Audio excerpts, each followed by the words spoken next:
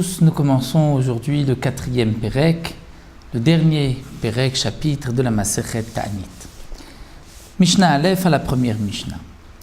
La Mishnah nous parle ici de la Birkat Kohanim, c'est-à-dire lorsque, pendant la Tefila, la prière, les Kohanim vont bénir le peuple. Quels sont les jours où les Kohanim vont bénir le peuple? Toutes les Tefilot, c'est-à-dire à la Tefila de Shacharit du matin, de Mincha, de Moussaf s'il y a un Moussaf, et même de Neila, comme nous le verrons le jour de Yom Kippourim. La Mishnah nous enseigne qu'il y a 3 prakim, 3 moments, 3 périodes, bishlosha prakim, où les Kohanim nosim et kapeem, où les Kohanim vont lever leurs mains, puisque la Birkat Kohanim se fait lorsque les Kohanim lèvent leurs mains, Arba Pamim Bayom, 4 fois dans la journée. Beshacharit, Bemoussaf, la tefila du matin, de Moussaf, de Mincha, ou Beneilat Sheharim, comme la tefila de Neila, c'est-à-dire lorsque se ferment les portes, comme cette prière que nous connaissons, Yom Kippourim.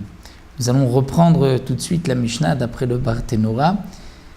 Juste nous terminons, donc la Mishnah dit il y a 3 moments dans l'année, Ta'aniyot au moment des jeûnes, Bema Amadot, c'est comme nous l'avons vu, et comme la Mishnah dans ce même Pérec, la 2e Mishnah nous l'expliquera, où les Bnei Israël, un groupe était délégué pour être présent au moment où on apportait le korban, puisqu'un homme doit être présent lorsqu'on apporte son korban.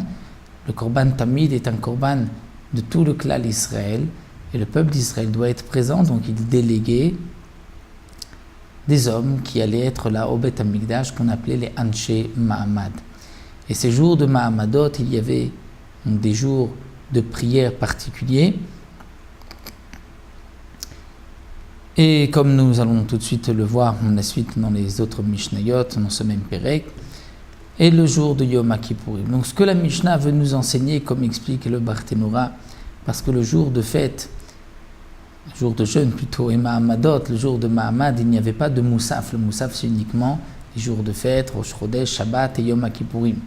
C'est pour cela que le Barthénora, comme nous le dit la Gemara, reprend la Mishnah et nous dit qu'en vérité, Beshlosha Prakim, dans ces 3 périodes de l'année, les Kohanim vont lever leurs mains, c'est-à-dire vont bénir le peuple, non pas 4 fois par jour, puisque les jours de jeûne, ce n'était pas 4 fois, c'était 3 fois par jour.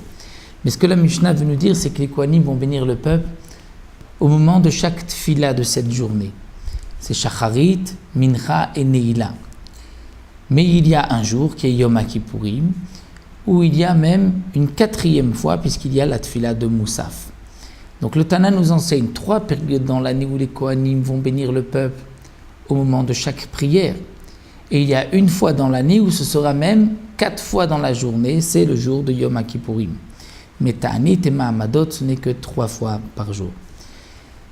Et comme nous rajoute ici le Barthénora, notre Mishnah, c'est d'après Rabbi Meir, qui pense que au moment des Ta'aniyot, des jours de jeûne, des Mahamadot, il y avait Birkat Kohanim au moment de la Tefila de Mincha.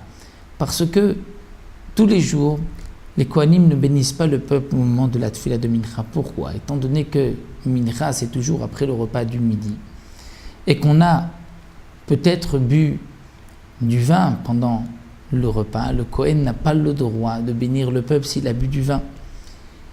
Le jour de jeûne, il n'y a pas de repas, donc les Kohanim pourront, à la Tefila de Mincha, bénir le peuple. Mais en vérité, Rabbi Yossi, lui, n'est pas d'accord, comme c'est rapporté dans la Gemara, puisqu'il dit qu'on fait une xéra, un décret, même les jours de jeûne, les Kohanim ne pourront pas bénir le peuple à Mincha à cause des autres jours, pour ne pas qu'on fasse une erreur et qu'un autre jour aussi on fasse la Birkat Kohanim et l'Halacha.